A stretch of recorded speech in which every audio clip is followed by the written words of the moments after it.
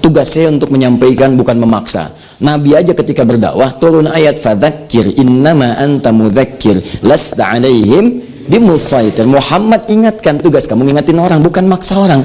Seorang Nabi Muhammad manusia paling takwa, surga terjamin, sangat dekat dengan Allah, luar biasa. Tugasnya hanya mengingatkan, bukan maksa. Saya di hidayat, Nabi bukan, Rasul bukan, surga belum jelas, amalan berantakan, hisab menegangkan. Kemudian di pagi ini pengen maksa Anda. Saya siapa? Saya masih sehat. Ya, ya dalil. Ini kita bagi dua. Ini yang mengerjakan, ini kemudian yang tidak mengerjakan. Nah, ada yang menolak, kemudian ada juga yang mempraktikkan. Baik, kita mulai dari yang menolak. Mengatakan, pertama, ini terkesan ibadah nih. Ya, jadi menilai perbuatan itu sebagai ibadah. Kalau ibadah, mesti ada contoh.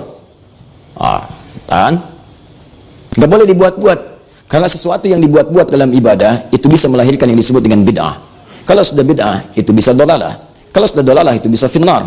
Di antara dalilnya, turunkan misalnya hadis riwayat Abu Daud, nomor hadis 4301, 4301. Baik, mari kita lihat pelan-pelan misalnya. Fa inna asdaqal hadithi kitabullah wa khairu hadi hadi Muhammadin sallallahu alaihi wasallam. Ayyakum muhdatsatil qaul. Awas, fa inna kulla muhdatsatin bid'ah wa kullu bid'atin dhalalah. Sampai situ sebetulnya ada beberapa riwayat menambahkan, ada yang mengatakan ini syarah penjelasan saja, wa kullu dhalalatin finnar wa kullu dhalalatin finnar. Jadi setiap yang tersesat berpeluang masuk neraka. Bagian terakhir ini sebetulnya bukan bagian dari inti hadisnya. Hanya beberapa mengatakan ini ada tambahan, ini ada tafsir masuk ke situ. Persis seperti kalimat Ibnu Adam, idza mata Ibnu Adam, padahal di hadisnya bukan Ibnu Adam, di hadisnya insan, idza matal insan atau idza matal abdu. Demikian di hadis riwayat Muslim 9 lafaz.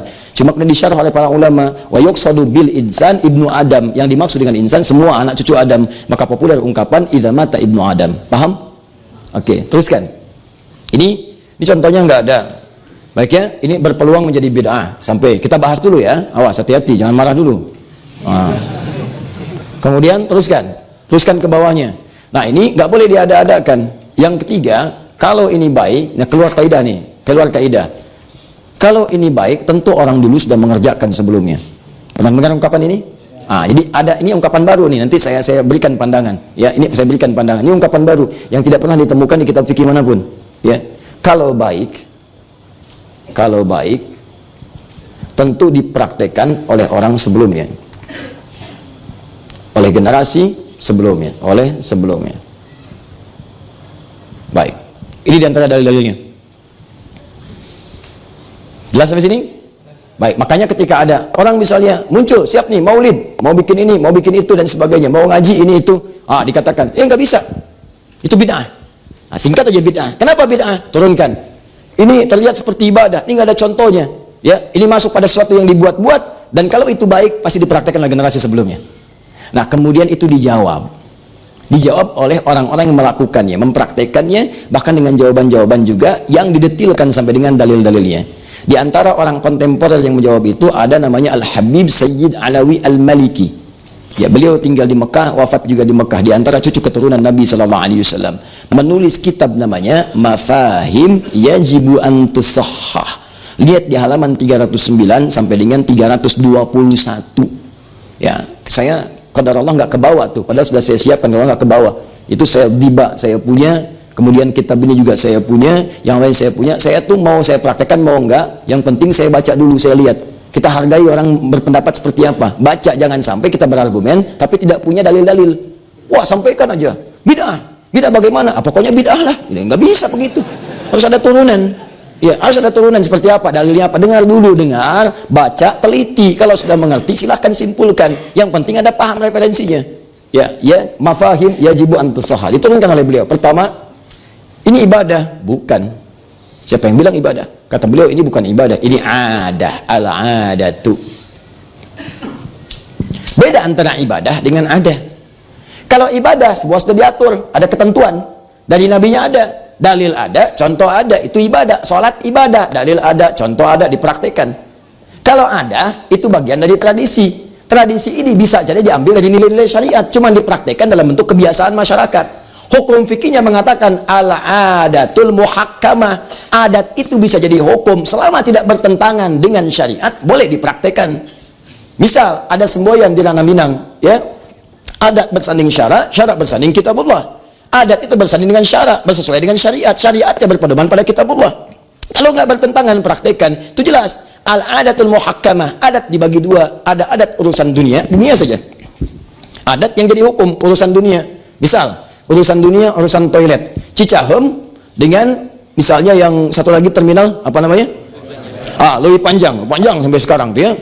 Itu Leuwih Panjang dengan Cicahem. Masuk toiletnya beda. Cicahem 1000 misalnya, Leuwih Panjang 2000. Hukum Cicahem 1000, Leuwih Panjang 2000. Tiba-tiba Anda biasa ke Cicahem, masuk ke Leuwih Panjang, masuk ke toilet. Bayar 1000, kata orang Leuwih Panjang, Pak 2000, nggak bisa, biasanya 1000.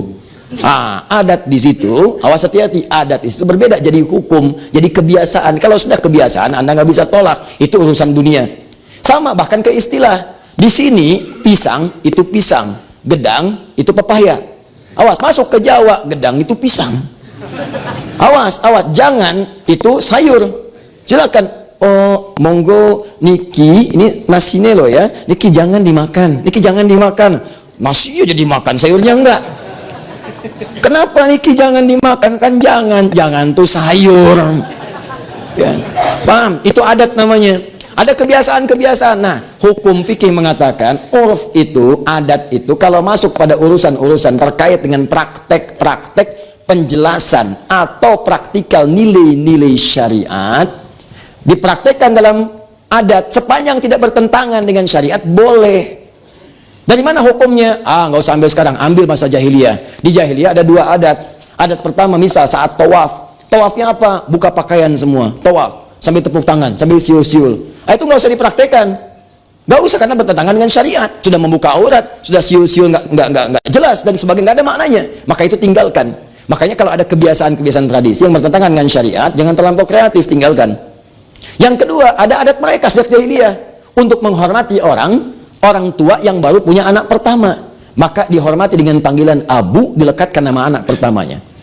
Misal, Nabi Muhammad SAW melahirkan anak pertama namanya Al-Qasim. Maka dihormati takrim namanya Abul Qasim. Pamannya, ada yang dikenal dengan, pernah dengar nama ini, Imran, pernah dengar? Abdul Manaf, paman Nabi. Kalau Abu Talib, nah Abu Talib itu memang aslinya Imran. Ada yang mengatakan Abdul Manaf. Anak pertamanya namanya Talib. Kemudian ada Ja'far. Kemudian ada Ali. Karena anak pertama namanya Talib, maka dikenal dengan Abu Talib. Nah, itu banyak turunan ke bawah untuk sebagai menghargai orang-orang yang baru melahirkan dan baru punya anak pertama. Takrim. Itu dilestarikan sampai masa Islam sampai sekarang. Abu Muhammad, Abu Usama, Abu Husain, Abu Hasan dan sebagainya. Jadi kalau antum misalnya tiba-tiba saya pengen hijrah, terus ganti nama antum Asep, punya anak namanya misalnya Hasan, jadi Abu Hasan. Ini bukan menunjukkan Anda Islami, bukan. Itu dari tradisi sejak masa jahiliyah.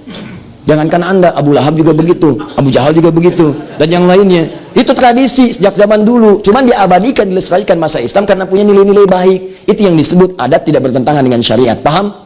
Awas, saya belum bicara pilihan. Tugas saya menjelaskan dengan objektif, jangan menutup-tutupi. Sampaikan ini pilihan itu belakangan. Jelas? Dipaham ya? Jadi ini adat nih bukan ibadah. Kalau ibadah itu ada teknisnya, ada macam-macamnya, ada aturannya. Kami ini kumpul seperti antum kumpul.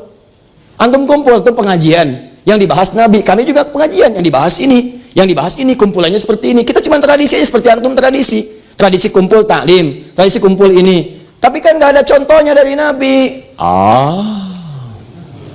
Ini yang jadi masalah. Apa antum juga ada contohnya taklimnya khusus hari Ahad subuh?